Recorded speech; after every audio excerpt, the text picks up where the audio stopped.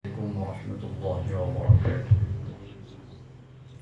بسم الله الرحمن الرحيم. الحمد لله رب العالمين وبه نستعين على أمور الدنيا والدين. الصلاة والسلام على سيدنا وحبيبنا محمد الأمين وعلى آله وصحبه أجمعين. سبحانك لا علم لنا إلا ما علمتنا إنك أنت العليم الحكيم. رب اشرح لي صدري ويسر لي أمري واحلل عقدة من لساني يفقهوا قولي آمين يا رب العالمين. Tuan-tuan dan puan-puan muslimin muslimat, hadirin hadirat ayah-ayah ibu-ibu yang dikasihi dan rahmati Allah sekalian. Kita sambung pengajian kita dalam kitab At-Tibyan fi Adab Hamalatul Quran. Kita sampai di muka surat 16 bab menghimpun dua surah dalam satu rakaat. Ini pakai tahu bagaimana?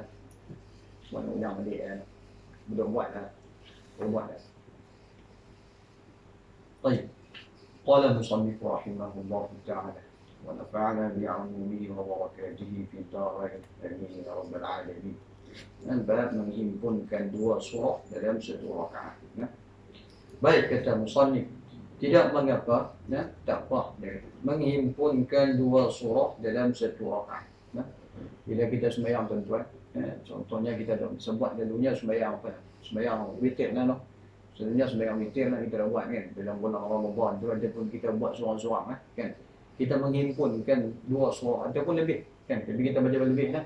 Kita baca qul huwallahu ahad. Kemudian qul a'udzu birabbil falaq. Kemudian kita baca qul a'udzu birabbin nas pada rakaat yang satu rakaat yang pertama yang last sekali tu. Kan. Jadi menghimpunkan dua surah ataupun lebih lah tuan-tuan, maka tak apa di mana kita tak ada masalah.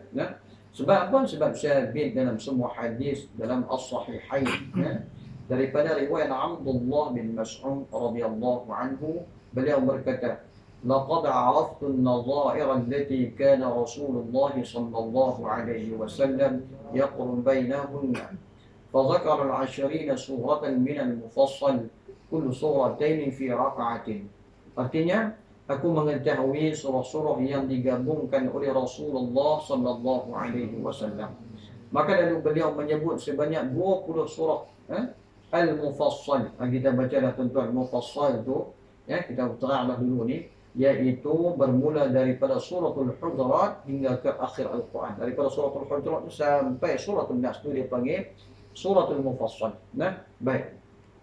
Maka iaitu setiap dua surah dalam satu rakaat. Nabi buat, dia baca. Tapi surah dia panjang lah tu. Surah. Maka kami telah kemukakan sebelum ini berkenaan kumpulan salaf yang mengkhatamkan Al-Quran dalam satu rakaat. Tuan-tuan, Allah khatam Quran dalam satu rakaat. Kita satu rakaat ni baca sabihis pun rasa kata kaki lah. Lenguk kaki lah. Ni pun satu Quran tuan-tuan. Satu rakaat Allah. Itu kelebihan Tuhan bagi ni. Tuhan bagi kat mereka ni. Pasal mereka ni kemanisan dalam beribadat kepada Allah. Tak macam kita. Kita sembahyang pun Allah. Sembahyang pun kalau boleh nak cepat. Baca pun hak yang pendek-pendek. Kan? Tak apalah macam maghrib. Tak apalah sebab dia waktu yang waktu yang singkat, mudayak ni. Waktu yang muasyak ni tuan-tuan. Tuan-tuan sembahyang Isyak Zuhur. Baca apa tuan-tuan? Tuan-tuan baca sabihis kan? Dah baca lah. Baca habis panjang pun kuliah. Kuliah panjang pun kan. Suratul Kafirun tu. Kan? Habis singkat. Inna a'tainakal kautsar. Fasalli li rabbika wanhar. Inna syani'aka huwal abtar. Kita nak bayang anak-anak kita pun baca hantu. Hantu lah paling pendek kali. Anak kita Quran juga. Baik. Jadi tak ada masalah tuan-tuan. Tuan-tuan boleh baca lah. Ataupun baca lebih tak ada masalah. Boleh baca. Baik. Kemudian bab yang seterusnya ialah membaca Quran dengan menguatkan suara dalam solat subuh, solat Jumaat, solat sunat 2 hari raya, 2 rakaat pertama solat Maghrib dan Isya, dan solat tarawih dan solat witir sesudahnya. Ini bagaimana kita nak baca menguatkan suara kita. Sama ada yang ni selalunya imam lah, tu imam, ataupun kita sembahyang secara bersendirian. Kan? Kita sembahyang di rumah kan. Tengok bagaimana. Baik. Kata ulama muslimin bersepakat mengenai hukum sunat membaca Quran dengan menguatkan suara dalam solat subuh. No? Sunat sepakat ulama kata kita menguatkan suara dalam sembahyang subuh, sembahyang Jumaat, 2 hari raya, 2 rakaat pertama solat maghrib. Tadi 2 rakaat pertama. Dan ni imam kita baca tadi kan. Yang ketiga dia tak baca rakaat baca seluruh. Dan 2 rakaat pertama solat Isya. Begitu juga solat sunat tarawih dan solat sunat witir sesudahnya. Maka perbuatan ini adalah sunat bagi imam dan orang yang mengerjakan solat secara bersendirian. Baca darah. Baca darah. Tuan-tuan, baca darah ni takat mana hadnya? Adakah kita baca dia sampai dengar sampai belakang? Kata al-Imam Mawardi rahimahullah, dia kata haddul jahri an yusmi'a man yalihi wa haddul israri an yusmi'a nafsah. Yang dikatakan had jahr, had tahap, kita kata tahap jahr baca kuat, volume kita tu an yusmi'a man yalihi, iaitu orang didengari oleh orang yang selepas daripada dia. Makna kata kalau kita duduk baca tepi ni, kita baca tepi ni, atau kita duduk belakang ni, duduk depan ni, makna kata yalihi, di belakang kita ni. Ataupun kalau kita duduk orang sebelah kita dengar, tu dia panggil kuat dah tu. Kemudian dia kata wahaddu al-israri an yusmi'a nafsah. Dan had volume yang kata baca sir ni sejauh dekat mana tuan-tuan, ayah-ayah, ibu-ibu sekalian, dekat diri kita dengar, telinga kita dengar kita baca. Sebab tu dalam sembahyang ni tuan-tuan kena jaga dia ada rukun qawli, rukun fi'li, dia ada rukun qawli, rukun fi'li. Rukun qawli ni dia kena baca, dia bukan mati duduk bising gitu. Tak boleh. Kalau kita baca Fatihah, nanti imam tak pernah dia baca kuat. Kita ni yang makmum ni kena baca tu bila rukun ni kena telinga kita dengar. Tapi tak payahlah sampai dengan orang belakang kan. Kita makmum kalau kita tu imam tak apa kita tu imam tak apa kan. Baik. Atau dia punya had dia gitu. Tapi syarat baca tu dia tak boleh bisik gitu, dia tak boleh duk baca nyap. Mulut dapat telinga tak dengar, tak boleh, tak sah. Tak sah. Dia kena bagi telinga kita dengar bacaan kita tu baru dia panggil baca. Kalau tak dengar dia tak panggil baca. Gitu. Tuan-tuan mengaji fiqh, tuan-tuan tahu lah. Ni dia tak abang secara mendalam, dia nak abang sedikit sebanyak saja. Gitu. Yang berkaitan dengan Quran. Baik, dia kata manakala bagi makmum tidak sunat baginya menguatkan surah mengikut ijma' ulama. Bagi makmum tak sunat. Tak sunat. Kita tu imam surah kan berat. Kita ni baca pelan juga kan. Baca dekat telinga kita kan. Gitu. Kalau kita teringin nak baca apa kita menjadi imam. Kita menjadi imam. Gitu. Baik. Namun sunat baginya menguatkan surah dalam solat gerhana bulan. Solat gerhana bulan ni yang kita sembahyang ni tuan-tuan, solat sunat khusuf, khusuf kan wajib lah. Kita macam kita sembahyang kan. Yang mana kita sembahyang 2 kali rukuk lah. Rakaat pertama kita baca Fatihah, kemudian kita baca surah, kita rukuk. Kemudian kita i'tidal, kita bangkit daripada rukuk tu, kita baca lagi Fatihah, kita baca surah, kemudian kita rukuk, kemudian kita i'tidal baru kita sujud. Kita bangkit pun rakaat yang kedua pun macam tu juga kan. Kita tak biasa buat dah kan. Macam tu dia kata sunat kita baca kuat dia. Baik, dan tidak sunat pada solat gerhana matahari, yakni kusuf. Adapun solat sunat untuk yang kita sunat kita kuat ni kita baca gerhana bulan. Adapun solat gerhana matahari tak sunat. Kita baca kuat gitu. Baik.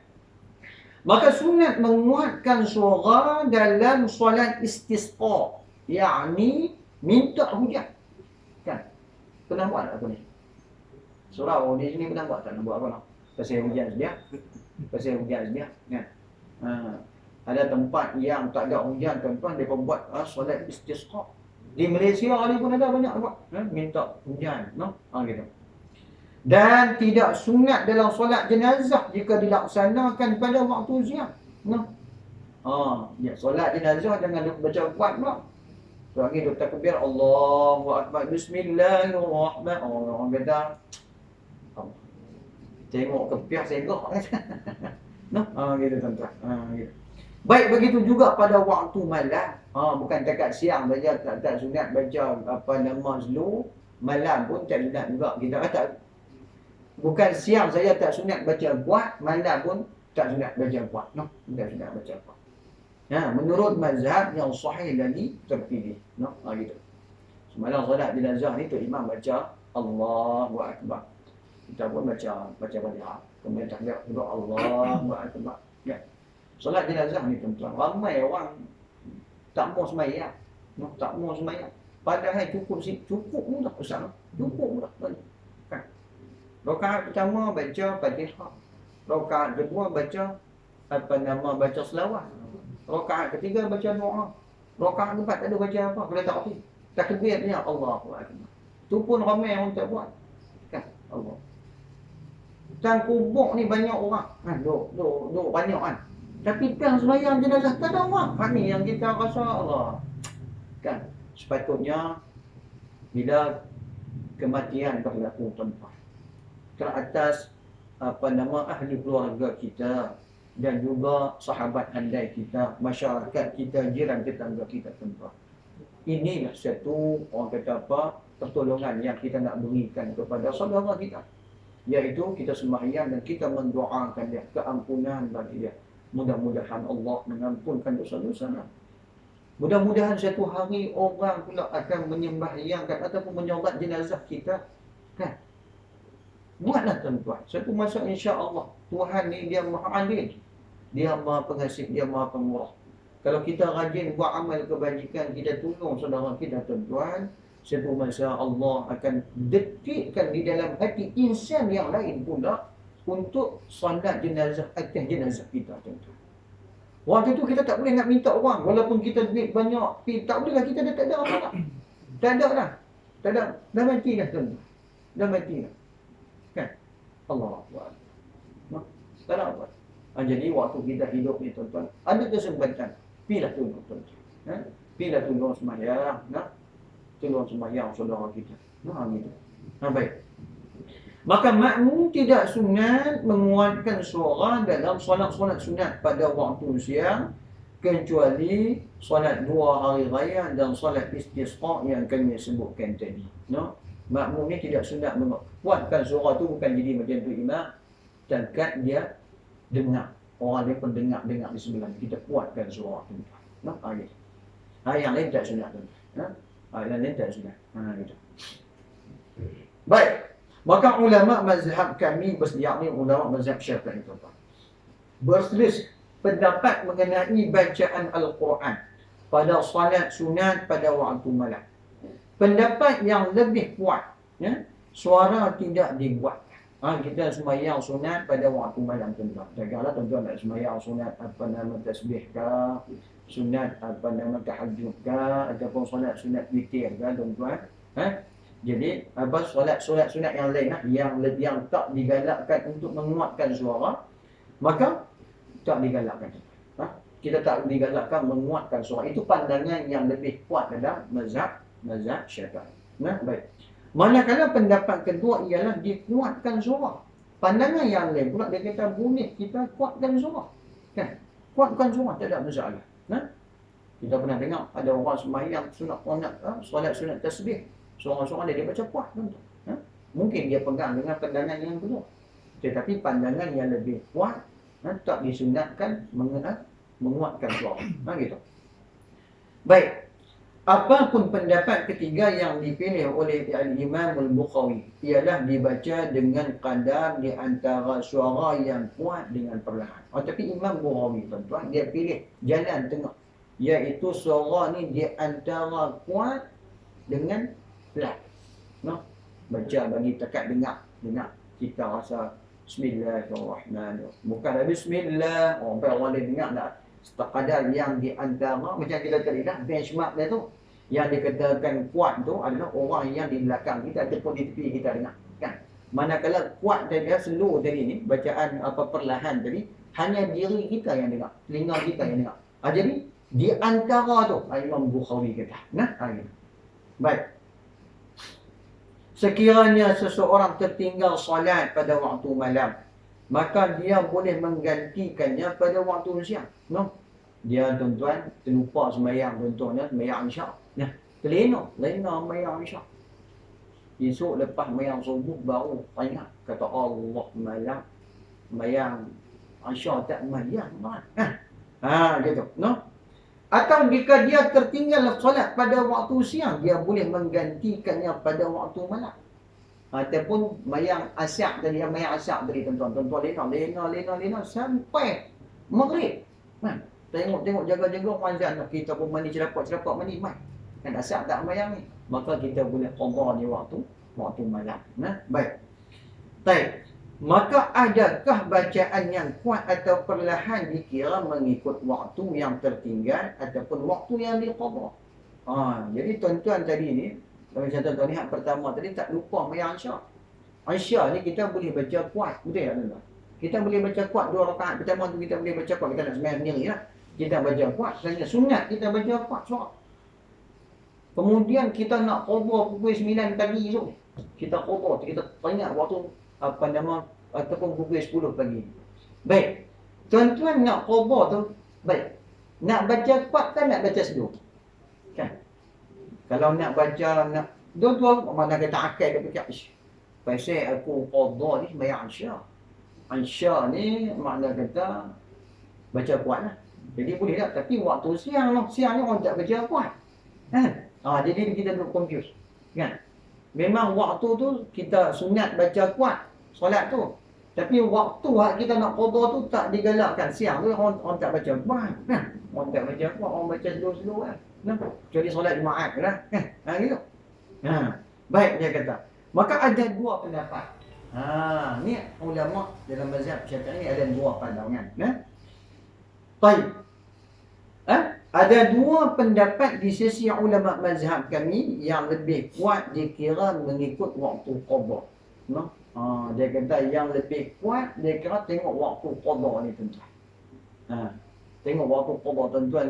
Kalau qada waktu siang tengoklah keadaan waktu qada tu kan. Kalau dia slow waktu slow lah. Kalau kata waktu malam, malam dia macam kuat lah. Dia kata ni pandangan yang lebih kuat dia kata. Maka sekiranya dia menguatkan suara pada waktu yang dibaca perlahan atau merendahkan suara pada waktu yang dibaca kuat, maka solatnya tetap sah. Solatnya tetap sah.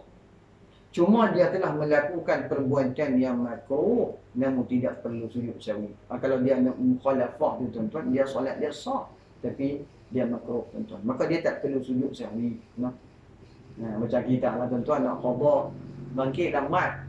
Pagi-pagi tadi tidur, jaga pukul 9.30 kan. Allah tengok subuh tak sembahyang. Bangkit nak sembahyang, bangkit nak sembahyang tuan-tuan. Bini duk cam tahu lah kata. Ataupun anak lah bini dia tahu lah kata kita tidur mana dia. Bangkit sembahyang kata kita ni. Anak dia tengok, ayah sembahyang apa ni? Kan? Jadi kita nak baca doa kunut kita tu tadi. Nak angkat doa kunut. Kalau angkat doa kunut kawan ada kata ayah apa. Kita pun agak-agak nak angkat kata angkat. Gitu tuan-tuan. Macam ni lah. Allahu Akbar. Maka ketahuilah bahawa merendahkan suara dalam bacaan Quran, takbir dan zikir-zikir yang lain, yakni bermaksud mengucapkannya sekadar yang didengar oleh diri sendiri. Tengok. Yang dikatakan merendahkan suara ni setakat kita dengar diri sendiri. Kan? Tuan-tuan, macam kita dalam surau tuan-tuan. Kita duduk dalam surau, kita nak zikir Allah ataupun kita nak baca Quran.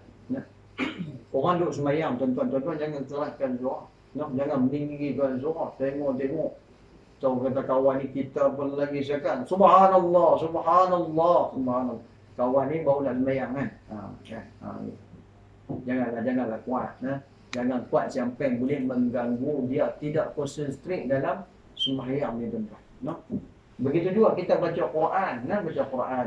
Kalau kita tengok ada orang sembahyang, kita slow sikit suara, perlahankan suara. Kita menghormati orang sembahyang tu sebab dia nak khusyuk tu. Bila dia duduk dengar kita, dia ni sedap baca pada aku lah. Jadi bila dia habis solat ni, tuan-tuan petaklah balik dalam muzalah lah. Jadi kita jangan mengganggu orang beribadat. Macam tu lah. Islam ni dia cukup elok tuan-tuan. Dia menjaga keharmonian. Dia menjaga keharmonian orang. Baik dalam semua perkara, hatta ibadat sekalipun. Islam jaga tuan-tuan. Islam jaga. Sebab ni baru ni ada isu kan, ada isu yang azan kan, azan kuat kan, azan kuat. Di bukan azan kuat, main sebelum waktu subuh tu kan depa duk pasang kaset kaset di masjid tu kan. Jadi banyak orang jadi orang duk membicarakan tajuk ni. Jadi kita dah selalu cakap lah, mufti pun dah cakap lah, bagi mufti lah. Itu lebih, dia ada autoriti. Dia ada autoriti. Cuma kita ada pandangan kita kan, ada pandangan kita. Tetapi pihak mufti dia mempunyai autoriti yang kuat, maka dia lah orang yang berhak menentukan membenarkan ataupun tidak untuk demi kemaslahatan insan atau masyarakat kawasan itu. Bagilah mufti yang boleh. Sebab mereka adalah orang yang paling berautoriti. Gitu. Kadang-kadang susah juga nak kita ni pun zikir kan. Pada setengah orang mungkin tak apa kan. Mungkin tak apa. Setengah orang dia tak boleh, dia kata mengganggu kan. Gitu. Kalau setengah orang dia kalau boleh ni awak tak pasang bagi kuat sikit, dia rasa syiar ni. Kan? Dia rasa ni. Setengah orang tak apa, setengah orang dia tak boleh. Dia tak sama orang ni, tak sama. Tak sama. Jadi demi untuk mengelak perbelahan dan sebagainya, konflik kan dan sebagainya, maka mufti mengambil pandangan yang paling tepat. Baik. Itu kita serahkan depa lah. Baik. Maka dia mesti mengucapkannya dengan membuat dirinya mendengar ucapan tersebut dalam keadaan pendengarannya baik dan tiada halangan. Dia baca tu tuan-tuan di sini telinga dia tengah jelas lah kan. Setengah orang dia tak dengar, dah dia kuat. Subhanallah, subhanallah. Kawan tak dengar. Subhanallah. Kita tu kata, haji, kuat aku. Dia kata tak kuat tak kuat kan. Orang tak dengar nak buat gini tuan-tuan. Dan dia tak ada apa-apa hak telinga tu nak buat gini. Kita satu masa pun Tuhan akan ambil kekurangan pandangan, penglihatan, pendengaran ni Tuhan akan ambil. Sikit sebanyak Tuhan akan ambil slow tuan-tuan. Apa yang orang tu rasa hari ni, kita tengok orang tua-tua kurang pendengaran, kurang penglihatan, kita akan merasai. Kita akan merasai. Hari ni kita dah gelak kan dia, satu masa orang gelak kita tadi. Macam tu lah kehidupan dunia ni. Macam tu. Jadi baca tu sekadar telinga kita dengar. Dulu ada Allah Yarham, tentang masa duduk di kampung ni, ingat pangkat tok nakan. Dia tanya, dia kata, bang, kalau sembahyang ni, dia kata, panggil tok mak ni tak dengar. Dia kata, pergi sembahyang pula hujan lebat. Dia kata, Pak Dan tu imam nak dia tak hujan. Dia orang tua-tua ni, dia rajin sembahyang di surau, di kampung saya tu, di surau. Jadi malam tu dia kata dia pergi sembahyang, hujan turun lebat. Suara tu imam tak dengar, dia tak dengar. Dia kata sama-sama aku dengar, dia kata macam orang kata amin, aku pulut baca. nak bagi legan dengan imam dia kata. Kata buat bila. Tak buat lah orang tuan-tuan. Dia kadang dia bila kita nak ni dia tak boleh. Dia hati dia ni seronok mai. Kita sepatutnya bila orang seronok mai rumah Allah ni, kita kena bagi semangat dekat dia. Motivasi supaya dia kekal istiqamah dengan keadaan sedemikian. Kalau kita pergi duduk buat satu benda yang kita rasa, lagipun dia tidak menyalahi syarak, tuan-tuan. Orang ni kalau contohnya, kalau dia mai ni tuan-tuan, dia mai tu kita tengok keadaan dia. Dia mai kepada kita, dia tu baru mai dia buat salah sikit, tapi tidaklah benda tu menyalahi syarak, cuma mungkin pandangan tu pandangan yang dhaif sikit kan. Tapi kita boleh concentrate kita boleh orang kata consider dengan dia benda yang kita kata pandangan yang lemah tersebut bersesuaian dengan dia pada permulaannya. Tapi terus kalau kita hukum dia tuan-tuan, pakai orang tak mai kan. Dulu apa nama kek orang tegur pakai tak bagi pakai t-shirt minta mohon ni nanti bukan ni kan dulu ni masa zaman saya lah kan. Jadi ramai apa nama kanak-kanak ramai kan macam orang dewasa pun dia mai sembahyang pakai t-shirt kan. Ustaz ada mengajar ni tuan-tuan, dia bubuh tu pun. Dia kata tak boleh main sembahyang pakai t-shirt ni. Dia kata Allah. Jadi orang hak mai hak pakai t-shirt ni tuan-tuan. Allah. Tak boleh main. Tak main tu boleh. Kan? Dia tak boleh macam tu. Kan? Pandangan kita ni kita kena nak tegur dengan hikmah. Kalau kita kata pada permulaan dia tu nak mai. Kalau kata kita jumpa dia kalau kata pakai baju tangan panjang mai surau sekak lagi. Kan? Jadi ada pendekatan hikmah kita. Ni kawan tu baru nak mai kita kata tak boleh terus. Tak boleh dah tuan-tuan. Dia tu baru nak berjinak-jinak nah, dengan rumah Allah. Kita pula pergi bagi macam tu tuan-tuan. Terus tak naik. Nah. Sebab tu pendekatan dakwah ni kena penuh hikmah. Nah. Kena ada penuh dengan hikmah. Nah, begitu. Baik dia boleh mai tuan-tuan kalau dia tak mai. Kan? Tuan-tuan dekat di sini tak apalah. Saya cerita ada kos di sini kan. Kan kalau tuan-tuan pergi di tempat-tempat masjid yang besar-besar mai pakai lok pendek apa pakai lok pendek pakai lok pendek. Pakai kek kok belakang tu Arab kan pakai ni. Kalau kita tengok pelik takkan nak lambat. Nah. Kalau kita tak mengaji kita kata apa syekh ni. Sebab dalam pandangan mungkin dia orang tu kita kena tahu sedikit dulu siapakah mereka. Kan? Kita tengok dia ni mungkin orang luar, orang daripada negara-negara luar. Mungkin dia ni bermazhab apa nama Hanafi bukan bermazhab Maliki yang mengatakan bahawa pahala tu tidak aurat. Kan? Jadi dia pakai seluar apa sedemikian kan dekat lutut ni lah, dekat tak tutup lutut tu dia main kan. Pada dia mungkin tak ada masalah. Kan kecuali kalau orang kampung apa nama Teluk Libung ni mai pakai luar pendek tu betul-betul tengah belakang lah. Kan? Mai pakai mayang maghrib pakai luar pendek tu betul kecah lah. Ni mai daripada luar negara tuan-tuan. Tuan-tuan tengok tuan-tuan kata apa ni sembahyang macam ni. Tak boleh tuan-tuan. Tuan-tuan kena selidik dulu. Kena tahu nah. Gitu. Kalau kata kampung kita dah tahu dah kita mazhab Syafi'i adat kita sedemikian, ketuk tengah belakang tu. Patutlah gitu. Baik dia kata. Maka jika dia tidak mendengar maka bacaan Al-Quran atau zikir-zikir yang lain tidak sah tanpa sebarang qiyah. Jika dia tidak mendengar maka bacaan Al-Quran ataupun zikir yang lain tidak sah tanpa sebarang qiyah. Kalau dia tak dengar tak dikira sebagai zikir tuan. Yang dikatakan zikir ni dia kena dengar. Dia baca subhanallah. Dia tak boleh dalam hati. Maka dia tak panggil zikir.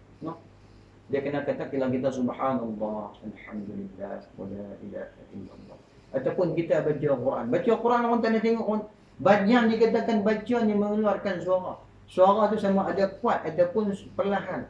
Kalau kuat orang lain dengar selain daripada kita. Kalau perlahan tu hanya diri kita saja yang dengar. Tu dipanggil baca. Jadi kalau tak bunyi suara bukan tak boleh. Faham tak? InsyaAllah. Baik dia kata. Maka bab seterusnya ialah diam pada tempat ketika berdiri. Ni kita tengok ni.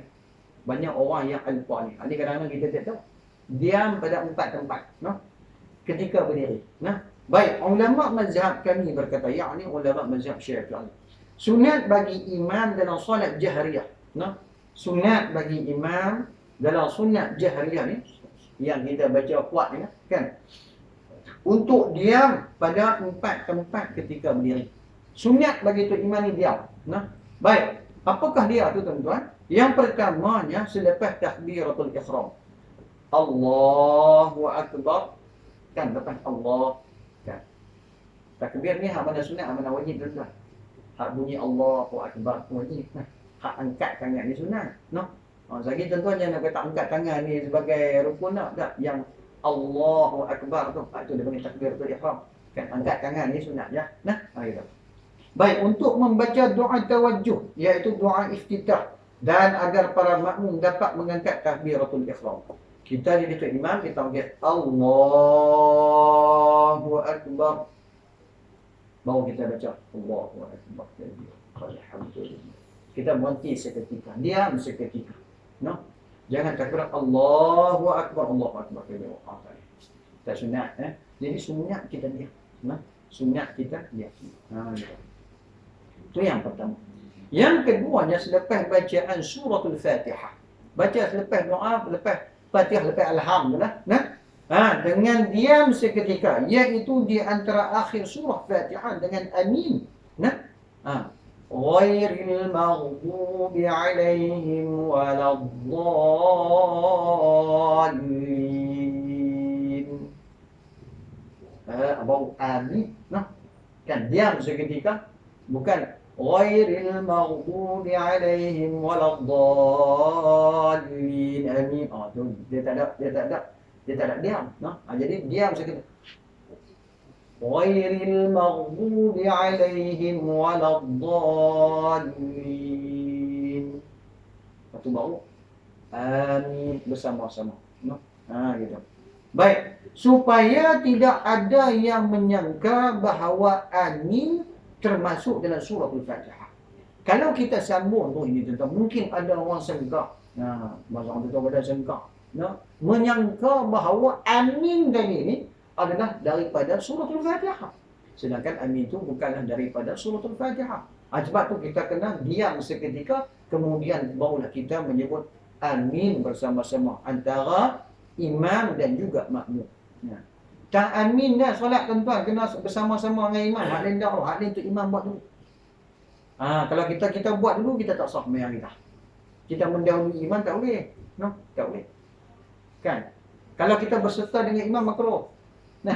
Tapi dalam amin ni kita berserta dengan tu imam. Gitu tuan-tuan. Kadang-kadang saya nak minta, mungkin di sini tak kuat kan. Di tempat yang lain, bila tu imam tu imam rokok kan, kita biar tu imam rokok kan, Allahu Akbar akan bebek, Allah, bila sampai bar tu baru kita rokok. Jangan tu imam kata Allah, dia pun sama. Ataupun sujud tu bagi tu imam dia sampai dulu baru kita. Jangan kita duduk likan tu imam. Bagi tu imam sampai baru kita pergi. Macam tu. Ya. Sampai bar tu. Bar tu imam kan sampai dah. Jangan tu imam tu Allahu Akbar, dia tak rukuk tak boleh lah. Dia kena sampai bar tu, dia sampai dah. Jadi kita tu barulah kita bergerak. Gitu tu. Macam tu imam i'tidal kan. Duduk antara macam mana sekalipun sampai bar tu baru kita buat perbuatan tersebut. Jangan kita sama-sama dengan tu imam. Kadang-kadang pergi dulu pun dah. Kadang-kadang pergi dulu dengan tu imam.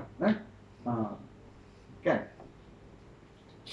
Kena jaga. Kita mengaji dah tuan-tuan. Kena beramal. Okay. Kadang-kadang ramai yang buat sedemikian.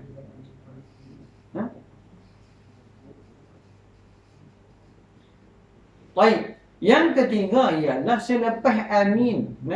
Selepas amin dengan diam yang lama menurut kadar makmum boleh membaca suratul Fatihah. Sunat bagi tu imam selepas dia baca ghairil maghdubi alaihim waladdallin, kemudian kita amin.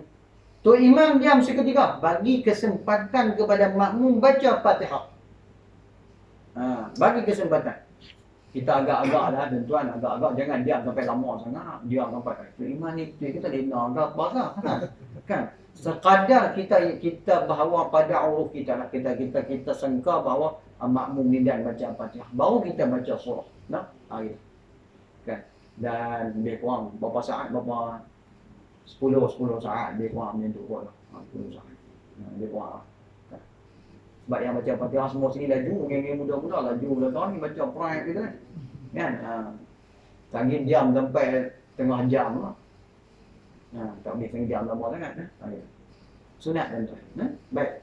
Maka yang keempat, selepas membaca surah sebagai pemisah di antara bacaan Al-Quran dengan takbir untuk turun rukuk.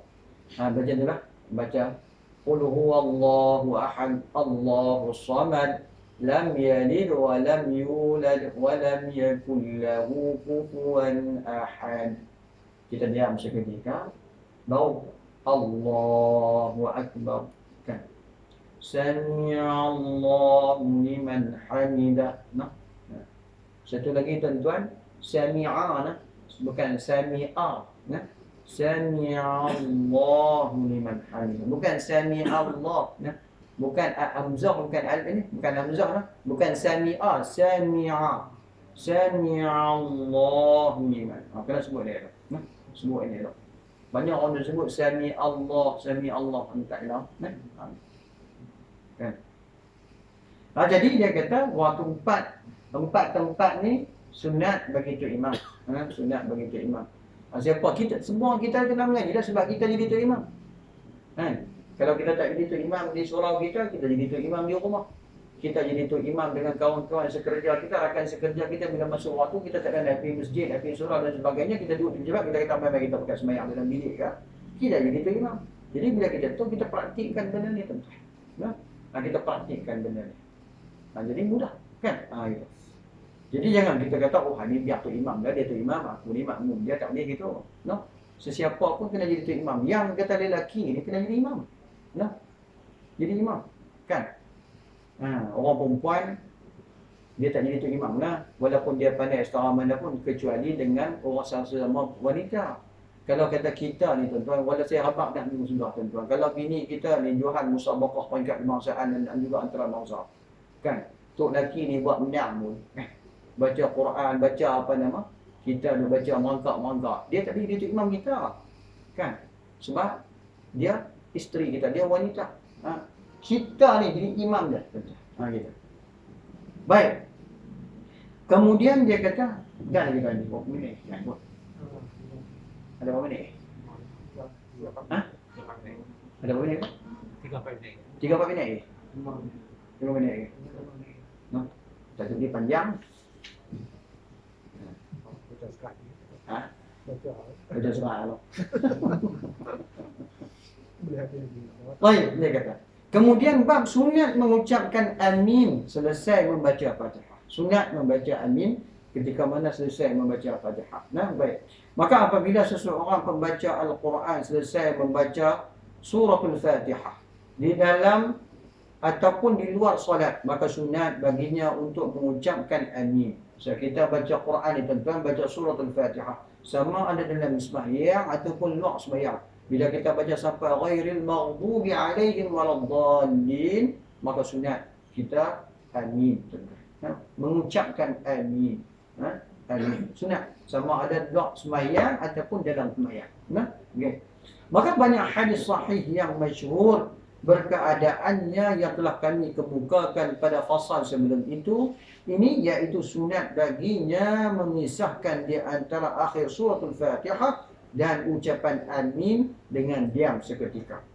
Baik. Maksud kalimah amin, yang kita duk kata amin, amin ni tuan-tuan, apa maksudnya? Maka maksudnya ialah ya Allah kabulkan. Tu yang dikatakan maksud amin kan, ya Allah kabulkan. Kan Fatihah tu doa kan. Ghairi, kita minta ya Allah tunjukkan kita jalan yang lurus, bukan jalan yang dimurkai oleh Allah Subhanahu wa taala, seperti mana orang Nasrani dengan Yahudi dan juga orang-orang yang diberi kesesatan oleh Allah. Kita mohon kepada Allah supaya Allah lindungkan kita daripada jalan sedemikian, dan semudah-mudahan Allah memberi kita jalan yang lurus, jalan yang betul menuju keredaan Allah. Maka kita kata ya Allah kabulkan. Sebab tu kita kata amin. Sebut bagi elok-elok amin. Sebut bagi elok-elok. Kita nak berdoa minta dengan Allah. Minta dengan Allah. Berapa ramai tuan-tuan orang bila sembahyang dia sebut main-main saja. Bila waktu ni doa tuan-tuan, angkat sekadar sambil garukuk ni kan, sambil tak angkat bagi elok doa ni, nak angkat bagi, sebab kita nak minta dengan Allah kan, kita nak minta dengan Allah Tuhan kita tuan-tuan, Tuhan kita nak minta dengan penuh harapan dan khusyuk kepada pengharapan kepada Allah. Maka minta betul-betul tuan-tuan. Tuan-tuan pergi depan orang besar tuan-tuan, Allah beradab kita. Tetapi dengan Allah kita kurang beradab. Bila kita kurang beradab ni tuan-tuan, tetapi Allah ni maha sayang kan kita tuan-tuan, sayang lagi kan. Kalau orang ni dia tengok pun, tapi Allah ni sayang kita. Walaupun kita lupa Tuhan, Tuhan tetap ingat kita kan. Tuhan ingat kita. Berapa ramai orang yang lupa Tuhan, Tuhan masih ingat kepada dia. Hidupnya tidak pernah sujud kepada Allah. Hidupnya tidak pernah berpuasa. Hidupnya tidak pernah membayar zakat. Hidupnya tak pernah buat ketaatan kepada Allah. Tetapi sayangnya Allah kepada dia, Allah bagi nikmat. Kan? Nikmat Tuhan bagi. Dia buat kerja, Tuhan bagi rezeki. Kan? Tuhan bagi umur yang panjang terhadap dia. Nikmat, kebahagiaan Tuhan bagi kepada dia. Kalam Allah, satu kalimah pun tak pernah diucap oleh mulut dia. Tetapi Allah bagi nikmat-nikmat yang melimpah ruah kepada dia. Itu yang kata Maha Kaya Allah Ta'ala, tuan-tuan. Pemurahnya Allah, pengasihnya Allah kepada kita. Jadi bila kita berdoa kepada Allah, maka mohon dengan elok-elok. Nah, sebab tu kita kata, amin, ya Allah, kabulkan. Nah, maka ada yang berpendapat maksudnya ialah, maka jadikanlah sedemikian. Nah, jadi maksud selain daripada, ya Allah kabulkan tu, ada juga makna, orang menafsirkan makna amin ni, maka jadikanlah sedemikian. Ataupun lakukanlah, tiada siapa yang mampu melakukan semua ini melainkanmu. Itu maksud kalimah amin tu. Kan? Dia ada banyak makna tentu. Baik. Dan ada lagi maksud, jangan sia-siakan harapan kami. Itu maksudnya. Dan ada lagi maksud, ya Allah, kurniakanlah kebaikan kepada kami. Ni, minta Allah kurniakan kebaikan kepada kita Tuhan. Kan? Allah Akbar. Ia adalah petanda Allah ke atas hamba-Nya, iaitu Dia menolak segala malapetaka daripada menimpa mereka. Ia adalah kedudukan di dalam syurga yang berhak diperoleh oleh orang-orang yang mengucapkannya. Ia adalah salah satu nama Allah Ta'ala. Namun para muhaqqiq dan majoriti ulama menolak pendapat ini. Ia adalah kata nama dalam bahasa Ibrani yang telah dijadikan bahasa Arab. Maka Abu Bakar Al-Waraq berkata, ia adalah kekuatan kepada doa dan permohonan agar diturunkan rahmat. Ada juga yang berpandangan selain daripada semua pandangan tadi. Itu makna kalimah amin ni tuan-tuan. Amin ni. Jadi tuan-tuan, bila kita berdoa, mintalah kepada Allah dengan sungguh-sungguh. Apatah lagi tuan-tuan, sekarang ni musim musim COVID ni, pandemik ni, Allah uji kita tuan-tuan. Allah uji kita dengan ketakutan. Takut semua tuan-tuan. Siapa yang menghilangkan ketakutan? Allah Azza wa Jalla tuan-tuan. Siapa yang memberi ketakutan kepada kita tuan-tuan? Yang menggetarkan hati kita ni? Allah Azza wa Jalla tuan-tuan. Sehingga kan manusia hari ini takut segalanya. Takut dengan penyakit, takut hilang kerja dan sebagainya. Kan? Kita dah baca hari ini tuan-tuan tengok habis orang hilang pekerjaan. Jadi kepada sesiapa tempat kita bergantung tuan-tuan? Allah. Kan? Allah kata dalam Quran, wa basyiris sabirin. Wa basyiris sabirin. Kan? Wa basyiris sabirin. Berita gembiralah kepada orang-orang yang bersabar dengan ujian Allah tuan-tuan. Dulu orang yang kita kata orang yang hebat tuan-tuan, ada kedudukan, ada harta, ada duit dan sebagainya, ada pangkat tuan-tuan. Tetapi hari ini tak ada apa tuan-tuan. Siapa pernah sangka tuan-tuan, orang yang di atas awan sana hari ini bekerja di bawah tuan-tuan. Itu ujian Allah. Ujian Allah. Dia pun tidak pernah menyangka bahawa satu hari orang yang membawa kenderaan di udara kena bawa kenderaan di bumi tuan-tuan. Hak di bumi pun mungkin tak nak, tak meletakkan. Jadi kau nak bawa di udara kan. Tetapi itulah ujian Allah. Ujian Allah. Jadi kita kena mohonlah kepada Allah. Jadi bila kalimah amin ni tuan-tuan, bila kita berdoa ni tuan-tuan, maka kita amin tu kita dengan penuh pengharapan. Minta mohon kepada Allah, mudah-mudahan Allah kabulkan segala permohonan kita tuan-tuan. Maka kata musannif lagi, terdapat beberapa sebutan bagi kalimah amin. Wallahu a'lam. Cakap dulu. Banyak dia punya stesen dia banyak. Baik.